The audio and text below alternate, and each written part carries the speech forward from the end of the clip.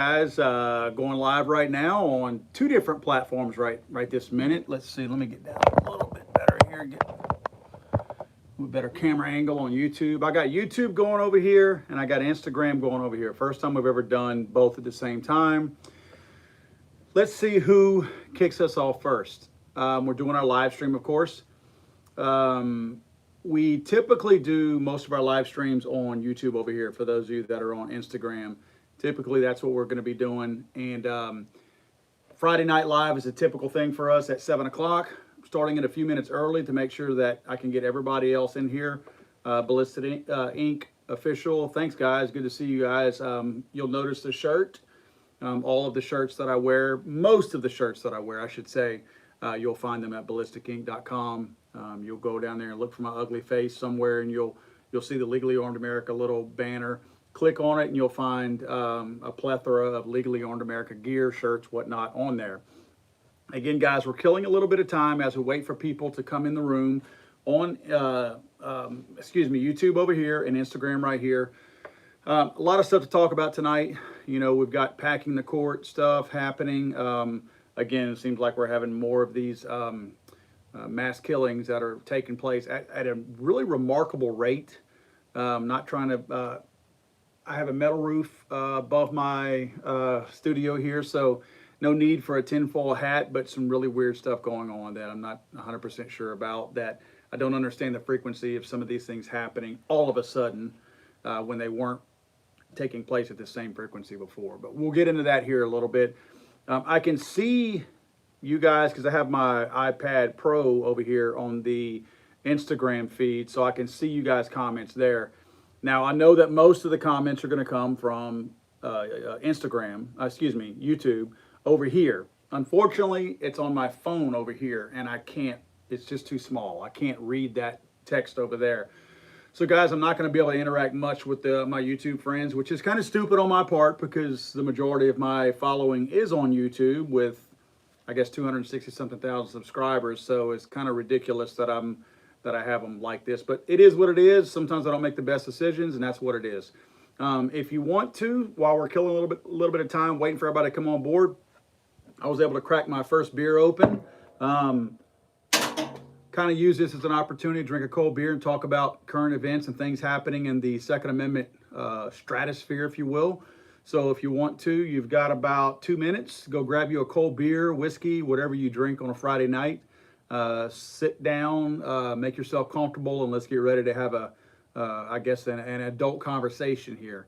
Got a lot to talk about, again, while you're grabbing your cold beer here in the next 2 minutes. It appears that we've got some court packing that's going to be taking place from the I almost said Democrat left.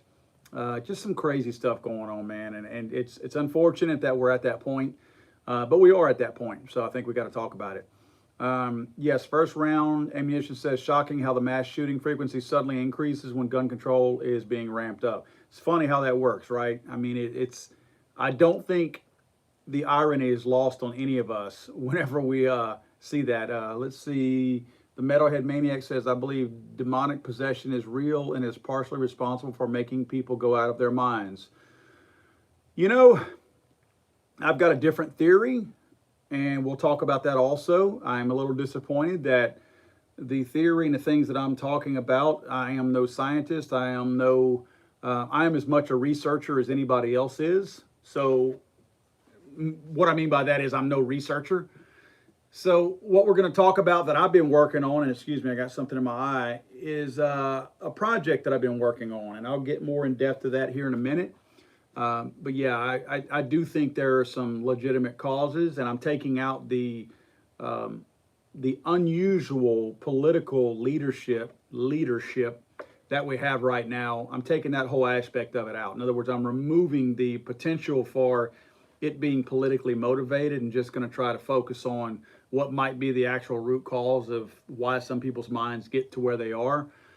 So yeah, I mean, we'll talk about that here in a minute. We got about one more, I don't know, it's 7 o'clock on the dot. All right, let's kick it off officially now. Guys, thank you very much. I see the people piling in on YouTube over here. We've got some folks over here on Instagram also. We're doing a multicast tonight. Again, welcome everybody. If you have not been to one of our Friday Night Live videos here on Legally Armed America before. It's a lot of fun, very laid back. Feel free to have conversations, ask questions, whatever you want on either platform, whichever one you're on. The YouTube, I will say this, for those of you guys that are on Instagram, my YouTube friends, there's a whole lot more of them out there that tune in, and the conversations in the chat area are usually pretty good. So if you're looking for a little bit better conversation, not saying that the Instagram folks aren't, but there's just not as many people on Instagram that follow me that might on YouTube. So if you have a YouTube account, you may go check out the live stream on YouTube, because again, the chat room conversations are pretty good over here on the YouTube channel. So check it out if you get a chance. A lot of things to talk about. Okay, packing the court. The federal government is looking for an overhaul, according to our Democrat friends in the Senate and the House. I find it ridiculously and crazy ironic that they trot out Hank Johnson as one of the people who is sponsoring this bill and authoring this bill to add 4 Supreme Court justices to the Supreme Court, making it from taking it from 9 to 13. Obviously, oddly enough, the split right now is, I believe it's about 6-3. If you look at traditional, how these people have been, 6 conservatives and 3 liberals. I don't think it's ironic or a coincidence that they're wanting to add 4, which would mean 4 liberals, which would then put it at 7 liberals to 6 potential conservatives. Now, I'll say potential conservatives because we know John Roberts is no conservative ally of ours. He never has been. He's dissented on so many cases before that we felt like, John Roberts was going to be the one that we could, or one of the ones that we could rely on. It seems that Clarence Thomas is probably our biggest ally on the Supreme Court. So that's, John Roberts is not a shoo-in for that. So yeah, I mean, what a coincidence that they're wanting to add 6 to make it a, 4 to make it a 7 majority in their favor. So that's what they're looking to do. And they trot out Hank Johnson of Georgia. Guys, if you don't know who Hank Johnson is just not another pretty face. Hank Johnson is the idiot that sat there in, I don't know if it was a deposition or what kind of hearing it was. I think it had something to do with the population of Guam and how many military folks that we had in Guam and how that could be detrimental to the population of Guam in general. And Hank Johnson very eloquently sat there, took his time, and spelled out as slowly and as specifically as he could, asking the military general that he was speaking to, I think it was a Navy general, if he thought that it was a possibility, and this man was not joking, that he was asking the general if he thought it was possible that if we put too many troops on the island of Guam, that it might tip over. Those were his exact words, that it might tip over. That's exactly how he worded it. He thinks that an island is floating and can capsize. That is the epitome of stupid. Guys, what grade were you in when you realized or knew? Or was it ever even, did you ever think that islands floated? I don't know that there was ever an epiphany that occurred to me that, oh, wow, islands don't float. Kind of always knew that, right? Again, I don't know if it was like a second grade thing that it hit me one day. It's like, it's not something that ever was a big deal in my life, but I don't ever remember changing my thought process to go, oh, okay, so they don't float after all. This man is that stupid. Now, granted, this man is an attorney. He went to at least 12 years of clearly public school, 12 years of regular school, okay? However long it takes to become an attorney, he went through that much more school and then became a congressman. And after all of that, he thinks islands float. That's who we got heading the charge on whether or not we should pack the court with 4 more liberal justices. The crazy thing is, Hank Johnson is qualified according to qualifications to become a Supreme Court justice. Hank Johnson is technically qualified to be a Supreme Court justice. Could you imagine having somebody with that small of a brain actually representing all of the country in the Supreme Court? We're at that point, guys. We don't know who they would appoint. We know it's going to be 4 liberals, obviously, if they get their way. But that's who we have leading this. And then you got Jerry Nadler. Jerry Nadler has one eyebrow here, one eyebrow there. His belt comes to here. I think the guy was like morbidly obese at one time, which he's not but about 4 feet tall as it is.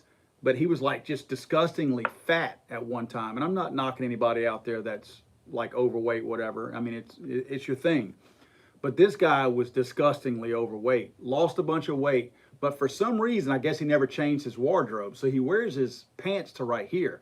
And it's like he closes the belt up even tighter because since they won't fit on his waist now, he just goes ahead and closes it up around his chest.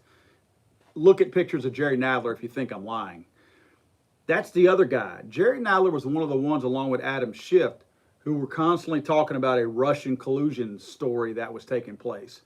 So we've got a plethora of fools up here who are pushing this. Now, in everybody else's defense who's not part of that little group, as stupid and crazy and wacko as Nancy Pelosi is, I'm not sure yet where she stands on this, which is kind of weird because she's spoken in favor of court packing, and now I won't say she backed off, but she didn't come out trumpeting the cause, which is kind of weird. I don't know if she's just trying to sit back and let something crazy happen like that and then act like she's the cooler head that prevailed and they dismiss it later on or whatever. Personally, I don't know if it can actually happen if it gets to that point. I honestly don't know what the process is because I know that in the Constitution it doesn't mandate the number of justices, and it also does not mandate how long they actually stay in their position. Which, as you know, Supreme Court justices are lifetime appointees right now, and they are also trying to, quote, modernize the Supreme Court by putting term limits in there. Obviously, they want to get the conservatives or the potential conservatives out of there. So that's their way of doing it, by putting term limits in there. They believe that if they are, and I'm not trying to get too far into the weeds, but they believe that if they can change the Supreme Court, they would be allowed to not only implement H.R. 1, which is completely overhauling the voting laws to allow for vote tampering, fraud, and all kinds of things like that. Well, if they're able to stack the court, then H.R. 1, even though it's unconstitutional, could make it to the Supreme Court, and then their new Supreme Court that is packed in their favor could then strike it down and say, or strike down any opposition to H.R. 1 and simply say, no, this is constitutional, it stays now. So it's kind of a cart before the horse type thing, but I mean, it's very smart on their end if they want to do it. Deceptive and devious of them, but smart nonetheless. So, I mean, this very potentially could happen. Who knows? I mean, depending on what the process is, my guess is it's going to have to go through the House and the Senate. Of course, it'll pass the House, but the Senate, I don't know if it'll pass the Senate. Joe Manchin has already voiced his opposition. That's a Democrat out of West Virginia. Has voiced his opposition in the past about court packing and the filibuster. Now, the filibuster will have to be done away with if they are going to try to attempt something like this. It's just going to have to be. In fact, they mentioned it, that they'll need to abolish the filibuster in order to push something like this through. All it takes is, at this point, Joe Manchin to descend and not be part of that whole group, and then Kamala Harris cannot come in and be the tiebreaker. But Kamala Harris can be the tiebreaker, and they can pull this off if Joe Manchin and any other Kyrsten Sinema out of Arizona, she's also one that's kind of in that Joe Manchin territory where she's got a seat in a relatively red state, and she's got to kind of play by their rules. She's got to straddle that fence, if you will. So let's see. I mean, I don't know. I will say this: Second Amendment's done. If they pack the court and they're successful at it, the Second Amendment is done. The Second Amendment, if you will remember, has agreed to not see Second Amendment type cases in the last several years. They have not, seen one, or they have not taken anything up. They reject anything that is being presented to the Supreme Court, and they keep it down to the court below them, and they say just go by their ruling or whatever. So it reverts back to that.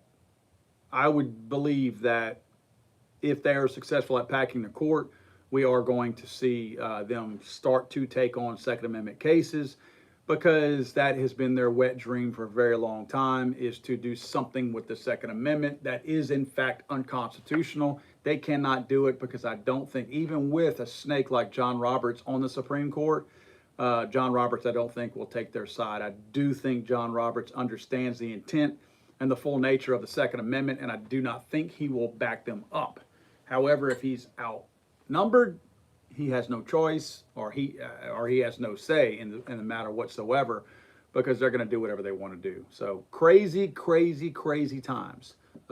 Drink up if you got them, guys. Those of you that are new in the room or just came in the room, we like to enjoy this moment on a Friday evening with Friday Night Live with Legally Armed America to drink your cold beer of choice. This is my first one. I know I'm a little weak, a little slow tonight, but I'm drinking a Yuengling Light. I'm a big fan of the Yuengling beer. I love the light beer. I like the flavor of their beer. It's a great Pennsylvania beer, the World's Oldest Brewery. They do not pay me any money. I'm saying this because I bought the beer and I like it. That's why. So if you got one, drink it. Whiskey, I don't care what you drink. Just grab you a cold one. Hopefully you're not driving. Please don't drive. Please don't drink and drive. Hopefully you're home or amongst friends or whatever. Enjoy yourself. Grab a cold beverage and enjoy the conversation. A few things I want to talk about. Before I get too deep into it, some people have to pay the bills. I'm going to go over some sponsors that are big friends of mine and I'm a big fan of. On Duty, you guys may have seen my CBD commercial that I put out. It's I say commercial because it's a long video that seems like a commercial, but it's a very informative video on CBD. These guys are partners of mine, big supporters of my show, CBD by On Duty, and I really, really like their brand. They do a really good job, very professional.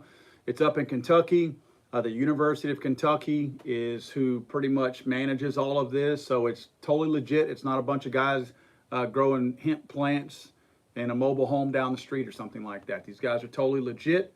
They have a third-party person that takes a look at their stuff, makes sure that the right amount of THC or the right amount of THC is not in or is in, depending on what you're buying. Some has it, some does not. But my thing with the On Duty stuff and the CBD oil in general is that, for one thing, since it's not, and not that I trust the government to do a whole lot right, but the FDA does not monitor or manage CBD oil. So as you guys know, that leaves a lot of open-endedness out there where people can do things the wrong way, put the wrong contents in these things, and it's just not managed the proper way. That's why you want a third-party person like they hire to do this. So it's all legit. All the right stuff is in there. It's not a bunch of trash and garbage. It's not Chinese stuff. There's a lot of Chinese CBD out there that could potentially kill you. A bunch of stuff in there that you do not want in there. There are studies that have shown that some CBD oil that they've actually done research on doesn't even though it says CBD on the package, there's no CBD in it whatsoever. It's like coconut oil and a bunch of other garbage. But CBD got rid of my tendonitis, and I actually had it really bad in my left elbow. Had it in my right also. But oddly enough, in my left one, I think it's because of the shooting and, of course, reloading. But the shooting, I grip more with my left hand. I have more of a grip. It's typically what you do whenever you shoot. You know, you've got about a 60-40 split with 60 on your support hand and 40 on your strong hand. And I guess that all the shooting I was doing all the years, I would think that my trigger finger might make it, disturb my right hand a little more. But again, my left was the one taking the beating right in here. And I say right in here because it would hurt right inside there. And then my left pinky became numb. So I started taking CBD oil a couple years ago, completely went away. Completely went away. It took the inflammation out of it. No effects that I can feel whatsoever in any kind of way. So I'm just a big fan of it. So I support these guys, and of course they support me. I also want to talk about Dirty Boar real quick. If you got a chance, check out Dirty Boar. They make a great, this is a CLP right here. They make a great gun cleaner also. Good stuff, bio stuff.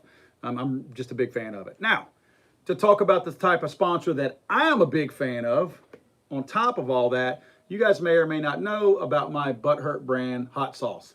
This is in fact a legally Armed America product. It even says it on the bottle, but you'll also notice the blue piece on there, the blue puzzle piece. I couldn't hear what you said. I don't know why Siri is talking, but yeah, if you notice, you got a blue puzzle piece on there. That is my support for autism on there. My son, as you might know, is autistic, and what we do is we take the proceeds from Butthurt brand hot sauce. We have 4 different flavors of Butthurt brand hot sauce, and we donate the proceeds to different charities. We rotate right now between autism awareness charities and gun rights organizations. This month is actually the Doug Flutie Foundation for Autistic Children up in Massachusetts. That is a friend with Guns and Gadgets. If you know Jared with Guns and Gadgets, that was an organization that he's given to in the past. So I just, as a hat tip to him, I'm giving to that organization for the month of April. The proceeds for Butthurt brand hot sauce will go to that. Next month, we're going to pick an autism organization that we'll give those proceeds to. So we will rotate back and forth between those 2 types of organizations. We gave to Gun Owners of America last month, and probably Firearms Policy Coalition will be up next. So we just want to help those that are trying to help other people. Of course, the gun rights activist groups are trying to help a lot of people in light of all the anti-gun stuff that we have hitting us right now. And naturally, you know, it seems that nobody's ever trying to do anything to help these poor kids out that have autism. So every little bit we can do to help, you know, I'm a big fan of anyone out there trying to help these kids and their families out, because it's tough. I mean, we're lucky. My wife and I work very hard, and we're very fortunate that we can provide for and take care of our son. But in many cases, these families cannot do that. And if we can help a couple of families along the way, you know, thank God for giving us the ability to do that. I will say this, just this week, like yesterday, we have dropped our own brand, Louisiana Cajun Seasoning. It's the Butthurt brand, of course. You'll notice the Mardi Gras colors on there, and that's our Cajun seasoning that we have. That will be up on our website probably tomorrow. It's not there yet. If you go out there and look at butthurtbrand.com, you're not going to find the seasoning. You'll find the 4 different flavors of the hot sauce on there, but you will not see the seasoning. Hopefully that gets updated overnight, and it will in fact be there tomorrow. But again, kind of have to hat tip that to all these guys, because these companies are the ones that are allowing me to be able to do something like this with you guys. Okay, I want to talk about what I'm doing and what other people are not doing, and I mean the anti-gun people out there. We've talked on many of my videos and live streams before about the anti-gun movement's efforts to hijack phrases like gun safety. They talk about gun safety as if they have anything to do with gun safety. What they mean by gun safety is banning guns and restricting guns, making it harder to purchase guns, making it harder to purchase ammo. Just a number of things that are totally unconstitutional and against everything that we believe in as free Americans. But they use that phrase, gun safety, because it allows them, whenever they put forth an anti-gun bill or an unconstitutional bill out there, it allows them to say, why would you be against gun safety? Why would you be against a gun safety bill? It's their way of playing a mind F, if you will, trying not to drop the F-bombs if I don't have to, but they're trying to mind F you, because they want to guilt you into going, God, you know, they're right. I really can't see myself opposing this gun safety bill. I mean, it's called gun safety, so yeah, man, maybe I need to get behind that. No, don't get behind that. I want to show you what I've been doing, and I've been working on this for a little over a year now. This is my true gun safety research. I'm trying to figure out, and I say figure out, I'm trying to trace down and track down and make it all come together of what the true cause is of all this crazy stuff out there. Guys, we've had guns for decades and decades and decades. The general public has had access to firearms for decades and decades and decades. In fact, we've actually had more access to firearms in the past than what we have now. Yes, our numbers are up right now, but that's because they've been building over time. It was easier to have guns and to do things with guns 10, 15, 20 years ago. Remember, those of you that are my age, remember whenever we used to drive up to school and you had a pickup truck and you either had your shotgun thrown in the back. I live in South Louisiana. Dove season used to be a big thing over here. Duck season too. We don't have as many dove anymore, but we used to have big flocks of doves down here. Me and my buddies used to throw our shotguns and several boxes of shells and all of our camo gear and whatnot in the back seats of our cars or trucks, go to school, leave school, and go straight out to a field to hunt doves. You can't do that now. God forbid you show up with ammo in your vehicle on school property. You're in big trouble. But that's how we used to be, and that's the access we had. That access is being more limited now. However, we've got that massive uptick in people killing people. My mind is very simple. I have a ridiculously simple mind. There's got to be a reason for everything, right? It ain't just happening. And I've been doing a lot of reading over the last year, and this is my research also right here, some of it. The little psychology book, The Psychopath Inside, Dangerous Personalities, Extreme Killing, The Bully Society, Mass Killers, Serial Killers and Mass Murderers, Emergency Psychiatry, Kafer's, let me get this right, Psychopharmacology, Visualize to Memorize, 270 medical mascots. I don't mean mascots like college mascots. This is a book on drugs, all drugs, prescription drugs, psychotropic drugs, psychiatric drugs, things like that. Here is a study that I'm reading right now. Oops. Very interesting study. Let me not lose my spot here because I was reading this earlier. And mark my spot with my pen. The psychiatric drugs create violence and suicide. This is an incredible study. It's a 60-page study. If you're not into reading books, which believe me, guys, I don't like reading books either. I'm just doing this because of what I'm trying to do. Let's see. This is about a 60-page study. I may try to post the link in the description down below whenever we get done here. But it's a really good study. I mean, really good. You can't turn pages into this thing without immediately, you look at my notes, look at my highlighting in my notes, every page, every single page. I mean, I'm blown away when I read this stuff because I can't believe the types of things that I'm reading. Let me just give you a general example. Let's see here. This was something that I read just a while ago and it really struck me very hard. Let's see, I'm going to go through a couple of these real quick. At least 27 International Drug Regulatory Agency warnings have been issued on psychiatric drugs being linked to mania, psychosis, hostility, violence, and homicidal ideation. In November 2005, the FDA added homicidal ideation as a side effect of Effexor XR, which we'll talk a little bit about that drug a little bit later on. At least 15 published medical studies show psychotropic drug adverse effects that include mania, hostility, violence, and homicidal ideation.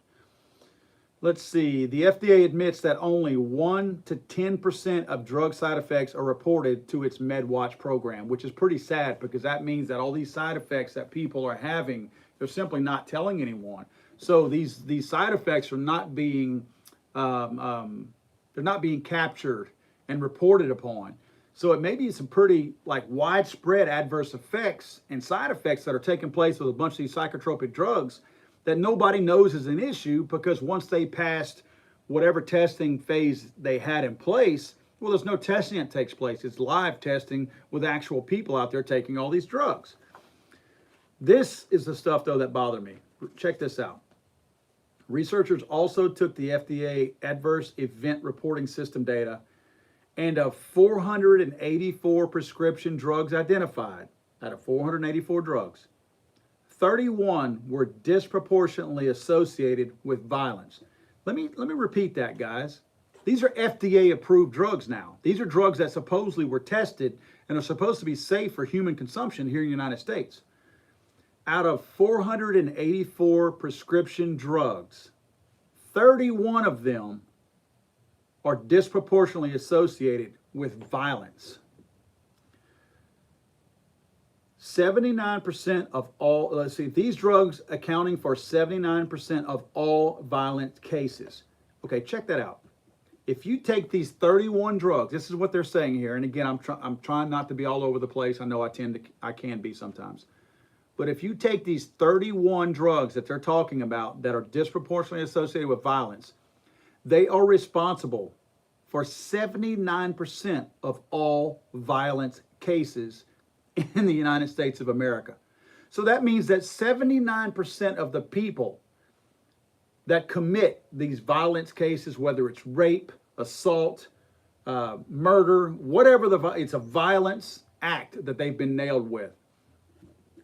79% of those people were on one of these 31 drugs. That is insane to think of that. That's insane. Now, I'm not saying these 31 drugs are completely useless. I'm not saying that you get rid of these 31 drugs. But don't you think a little bit more research could be done? Don't you think that everybody out there that's talking about banning an AR-15 should read something like this? Because if you ban an AR-15, you don't think that these murders, that these people who are taking these drugs, that they're going to continue to commit. You don't think that those murders are going to be, or assaults or whatever they are, or now if they don't have a gun, and I'm not saying you pick your poison. I'm just saying, you don't think they're going to be messier than this? People are going to start killing people with baseball bats, knives, machetes, clubs, 2x4s. I'm not saying that I'm okay with any of this. My point is, how lazy is it that you're going to sit here with data like this that any fool like me can find online? I did not have to do a secret handshake to get this information. It's very easy to come across if you spend the time. And I can find data like this from legitimate organizations that's telling us that we are over-medicating our youth and our adults with medication that we should not be putting into their bodies. Yet you are going to turn around, I'm talking about the anti-gun group, and simply say, we got a problem here in the United States. We need to ban guns. What about all this? Hello? This doesn't go away when you ban a gun. This is still present. The evil is still going to be in existence out there and equally medicated once you take the guns away.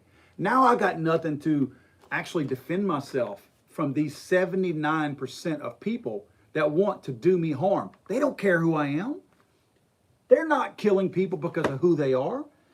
Or who those people are, I should say. They're not killing people because of who those people are. They're killing people because of who they are. They have a screw loose, and they are choosing to do harm to other people. And it's because of stuff like this. Now, again, I'm not sitting here suggesting that every single person out there that takes any of these drugs is a mass killer. I've always said that, and I'll continue to say that. I'm not saying that. I have a special needs son, and my special needs son takes mood-altering drugs, all right? So that's not what I'm saying one bit. What I'm saying is, if we're going to arbitrarily just throw stuff out there like this, and you'll notice some of the other topics that I had in here. Let's see. Let me get to them here.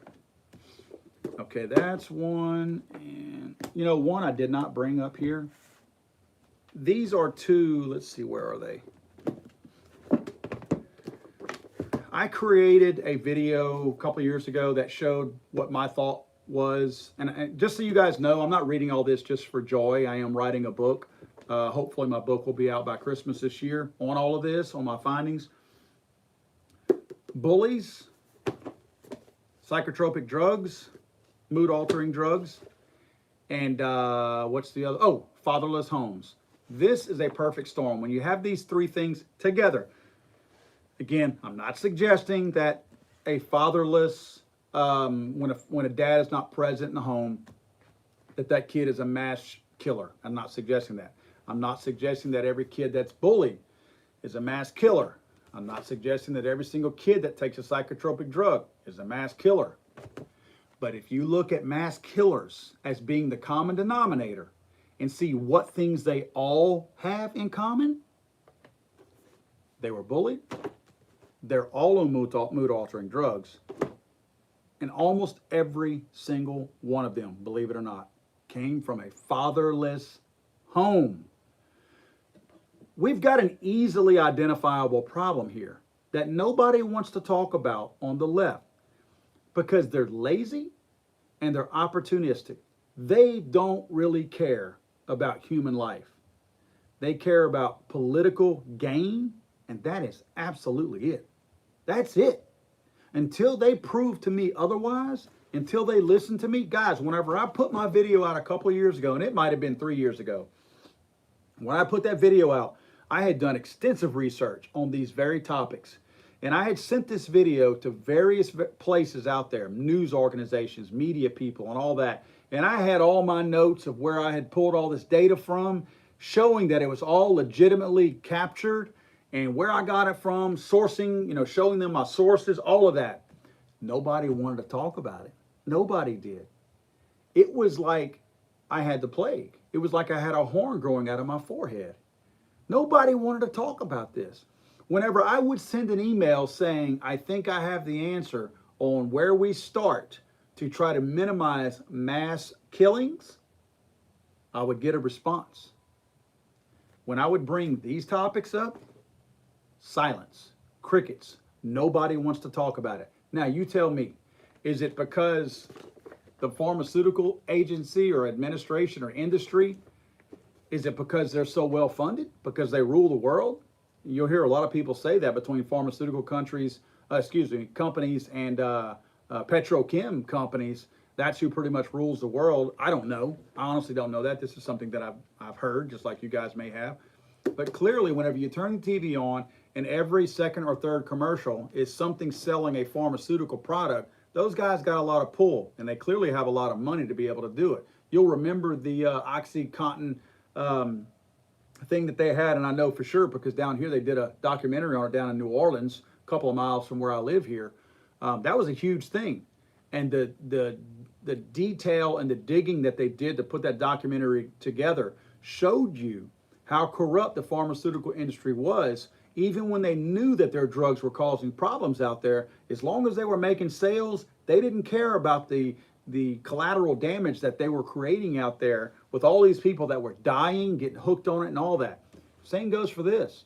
The pharmaceutical industry is not going to be a helper of us to try to solve this problem because it is a multi-billion-dollar industry. The fatherless homes, I'm going to call it like it is. The Democratic Party does not want to attack and try to do anything to fix fatherless homes. They pay out a lot of money in taxes. There are basically, I call them divorce benefits. You can make way more money being a single parent than you can being a married parent these days. It's a fact. Everybody knows it. I'm not telling you anything you don't already know. So that's something that there's already a massive incentive out there to never fix the fatherless home issue, but it is an issue. And right now it's hard for most people to talk about the fatherless homes because right now we're in this really weird time where we're not supposed to recognize genders. We're not supposed to recognize if you're a boy or if you're a girl. You're not supposed to be a boy or a girl until you actually discover yourself and decide if you're a boy or a girl. There's supposedly not genders, even though there's Franks and beans and then there's tacos over here. I mean, clearly you are biologically born as something, but no one wants to talk about that. So that's a topic that nobody wants to talk about because we're supposed to be believed that for a while there, it was like this equality thing that men and women were definitely even. Now it's to the point that we're supposed to believe that, and this is not a knock against women, but we're supposed to believe that women are better than men. It went from being women can do what men can do to being that women are better than what men can do. That is not the case in a home. Just like you need the mom, you need the dad. The dad needs to be there also. I'm sorry, that's a hard fact. This is not a religious thing or anything like that. It is what you need, what that child needs to properly raise that child. And if you were raising a young man in a house, you need a firmer figure. Now, granted, there are plenty of men that are in houses right now helping raise their kids that aren't doing a very good job. I get that. And moms too, for that matter. But fatherless homes is still an issue. Now, on top of that, this is where it's a little bit tougher for me, but I got to understand that it's part of the equation. People who are bullied. Okay, the whole, and maybe all of this even, but especially the bully thing. It's almost, I feel bad about including it sometimes because it's almost like saying that it's not that person's fault. It's almost, I'm not trying to say that they're doing all of this because it's somebody else's fault why they killed a bunch of people. That's not what I'm trying to say. So from a responsibility standpoint, it's tough for me to include the whole bullying stuff. But it is a fact. If you look at the statistics are huge out there that show whenever they poll people in prisons, how many of those people were bullied. If you show people, especially when you talk about mass killings, you know, the whole rape thing, when you get into rape and a little bit of violence and stuff like that, sometimes that's people acting out because they have been bullied upon for so long. And now they're trying to, I guess, reassert their dominance in some kind of a way. Read that in a lot of these books also. That's some of the stuff behind it. As far as the mass killers go, in a lot of cases, that is definitely the cause of bullying. Sometimes the bullying is what triggers that kid who is growing up in a fatherless home and who's over-medicated. Then you lay on top of that bullying and he just snaps. That was the case at the Parkland killing. If you remember the boy that went in there, that the law enforcement had been called 100 and something times, and they were getting benefits and incentives from the federal government to not report what was going on down there, so they swept it under the carpet, and then he ends up going in there and killing 17 kids in Parkland, Florida. That was because he was bullied also. Guess what? Fatherless home, medicated, and bullied, all three of them. The boys over there in, Columbine, the first probably main mass shooting that we can all remember.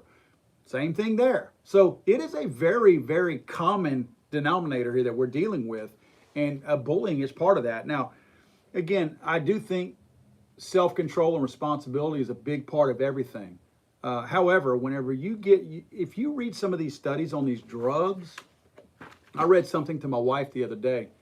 It was on, you know what? I really hope I can find that real quick. If you'll be patient with me, I want to find that because this blew my mind. It was talking about Ambien, the sleep drug. Let's see, where is it? This was scary to read this. Let's see if I can't find it, guys, I'll try to find it later on and give it to you guys. Maybe the quote, or I'll take a picture of it and post it on social media or something.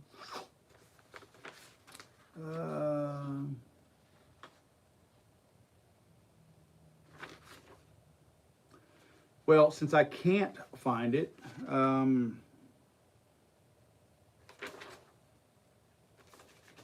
just tell you real quick off the top of my head what I think, if I remember what it said. It was something along the lines that Ambien, it's the sleep drug. I've never taken it. Don't know, I guess because I've never taken it, it's hard for me to imagine this being a side effect. But it said something in there that the disclaimer on the bottle of Ambien states that the person taking it, that a side effect of the person taking it could be that you do things in your sleep that you're not aware of while you're doing it. Now, I'm talking about getting up and doing things. You do these things in your sleep that you're not aware of, you don't remember, you have no recollection of whatsoever, and you're able to do all of these things and never be in control. And it's not, they're even saying that in some cases it's things that the person would not have normally done. Essentially, sleepwalking is what it is. It's a glorified sleepwalking on Ambien. Again, I'll find it. I'll post it on Instagram. I'll post it on YouTube. I'll take a snapshot of the page just so you guys can read it. That blew my mind. I've never taken that before. You know what my, I guess, sleep aid is? This and hard work. Either I'm working hard and I get a good night's sleep, or if I need a good night's sleep, I'll drink me a couple of beers before I go to bed. That's my sleep aid. And I can promise you, I don't do things in my sleep whenever I've had a couple of beers or had a long, hard day of work.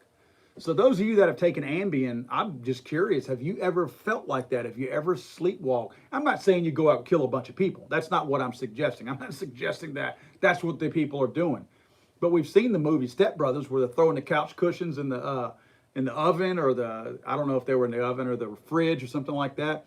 You know, have you ever done anything like that? Taking sleep aids? I don't know. That just blew my mind because I was like, wow, can you imagine taking a drug that would make you physically do things that you have no control over and that mentally you're not even aware that you're doing? That's mind-boggling to me, guys. That's incredible. So anyway, that's just my point of all this is I am working hard, reading all of this stuff, and I am not a reader, guys. I don't care for books. Not a big fan of them, never have been. I'm so ADD. I'm the kind of person that whenever I'm reading a book, which this is actually interesting to me, but if I read a book and I read one whole page and flip to the next page, I'll sit there for a minute and I'll go, man, I don't remember anything from that previous page that I just read. That's how I am. My mind is just constantly going all the time. So it's tough for me to read books. But these are such interesting topics. And as you read through them, like right now I'm trying to hit, because it's probably the bigger of all three of the components that I think are leading to these mass killers, I'm spending a whole lot more time on the actual drug side of it because that seems to be the bigger driver of all of this.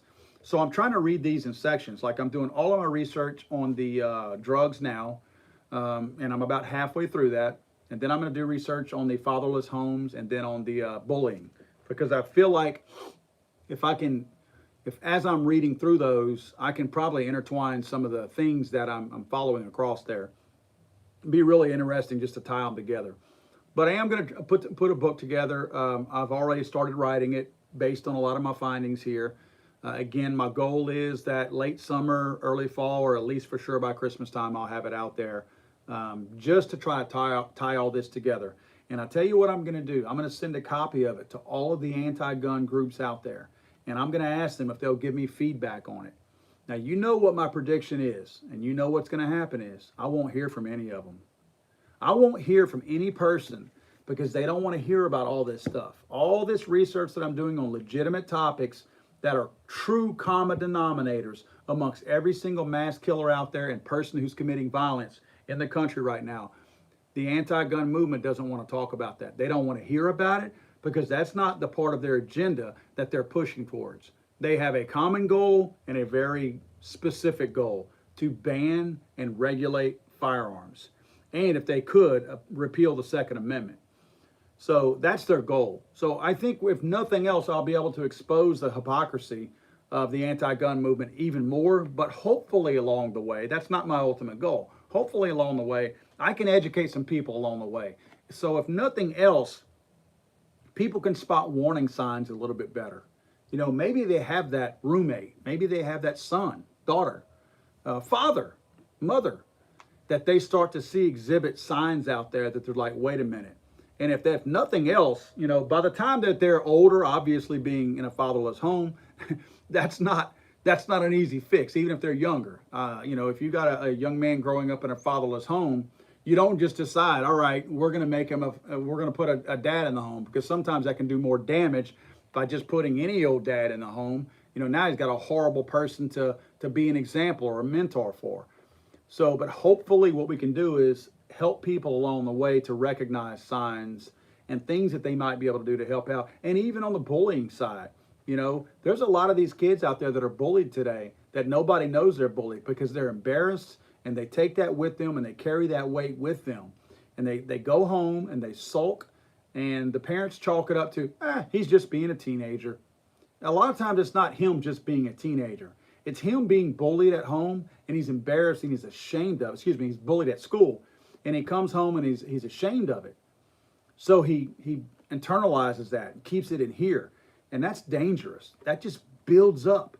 And then on top of that, you see that he's got these emotional issues. So guess what do the parents do? Let's take him to the doctor. Let's put him on some mood altering drugs. Now you're really getting the guy in full force, you know, causing some problems and putting him down a wormhole that he doesn't need to be in. So hopefully, if nothing else, it's an educational process that if a couple of people pick the book up, look, guys, if it helps one person, I'm okay with it. Yeah, honestly, if I only help one person with it, I'm happy with that because at least I've accomplished something. It's not like me just shouting in a vacuum and nobody hears. It would be nice for somebody to go, you know what, that made a lot of sense.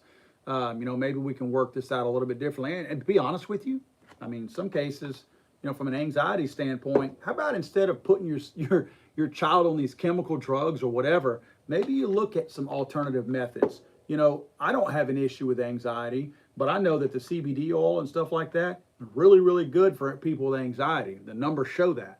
Again, I don't experience that in any kind of way, but I've heard good things about it. So instead of putting your kid on some chemical, why not try something else that might be a little bit better alternative for him that's a little bit more natural, I'm not talking about smoking weed. I'm talking about a non-THC, derivative or something like that you can help the child with his anxiety, and if they're internalizing things, and just maybe get them to talk a little bit or whatever. There's a lot of things that we can look at that we might be able to help or at least draw attention to by doing all of this research. And I'm hopeful that it makes a difference somewhere along the way. Let's see what else. I'm going to shut it down here in a minute, guys. I know I'm babbling on about stuff, but this is a passion of mine, guys. I don't mind telling you, this is something that it's been bothering me because I am getting tired of hearing the anti-gun left act like we don't care. I am getting tired of them saying, well, what's your suggestion? Well, my suggestion is not to ban guns. My suggestion is not to put out a bunch of firearms out there with 10-round magazines. Guys, this is a Clinton era. This is an old Glock of mine from back in the 90s. A Clinton era Glock 23 that I purchased back in 94, 95, something like that. Look at this. 10 rounds. 10 rounds. That's what we're faced. Now, you tell me that how lazy somebody has to be to try to curb the violence out there. You think this is a fix, or what I'm talking about doing is a better fix? I would be willing to say this is a complete waste of time. Limiting the amount of rounds in a firearm is one of the stupidest things that you can do, but it's their way of saying, I'm doing something. Well, guess what? I'm doing something too. And if they ignore all the work that I'm putting into this, shame on them, because mine is legitimate work to try to stop the root cause of the problem, which is the person that in their mind makes up their own decision, makes up their own mind, and forms a decision in their own mind to say, I'm going to go take another person's life. Or if they're not even a mass killer, if there's somebody that wants to do violence or harm to somebody else, maybe, just maybe, we can thwart that a little bit. But whenever you limit the amount of rounds that a person can have, it does nothing to that person who has decided in their mind that tomorrow I'm going in somebody's life. You did nothing to fix that situation by limiting how many rounds they could have. Basically, what you're telling me is a lower body count you're okay with. That's what you're telling me. Guys, I'm going to shut it down. Thank you so much for hanging out with us here tonight. I appreciate everybody on Instagram that hung out with us. Obviously, my friends on YouTube, you guys hang out with me on Friday nights quite often. Hopefully, we're going to be doing this a lot more often. I, again, would like to get a real quick hat tip to my friends at On Duty, CBD Oil, Dirty Boar, Gun Lube and Cleaner, and, of course, my very own brand of Butthurt brand hot sauce. And this is the seasoning that we are putting out tomorrow. I think it should be on our website at butthurtbrand.com. Guys, thank you so much for hanging out with us tonight. Always enjoy this. Like I always say, I'm going to go back and look at the live feed here in a little bit and read all of you guys' comments, because I get a lot of enjoyment out of that. It's really fun to me to see the conversations that take place, especially on the YouTube channel. Thank you guys so much. And look, those of you that I did see some green pop up on there from some of you guys that made a donation to my channel tonight. As I always state, and I mentioned this last week, if you do anything like that, because I don't feel right taking you guys' money, because we all work very hard for our money. I know you do just as well as I do. I would like to do my part in giving something back. So if you would, email me at paul@legallyarmedamerica.com. If you made a donation tonight, again, paul@legallyarmedamerica.com. Put in the subject line, beer koozie, drink koozie, something like that. and send me your mailing address. And I don't have one of my koozies in here with me, but I am going to send you guys, while supplies last, a beer koozie, because I do appreciate you guys making donations to me. And that's my way of at least showing my appreciation and not making you guys think that I'm trying to do everything for money. It means a lot to me when y'all do that. You don't have to do that. I don't expect that. But when you do, I want to show my appreciation. So thank you very much for doing that, guys. It means a lot. Guys, have a great weekend. Please be safe. Hey, if you're one of the few going out to the range shooting this weekend, please be safe. Please be safe. Watch the guy on your left. Watch the guy on your right. Never be afraid to be the safest guy in the room or the deadliest. Guys, hopefully we'll see you next Friday night. Bye-bye.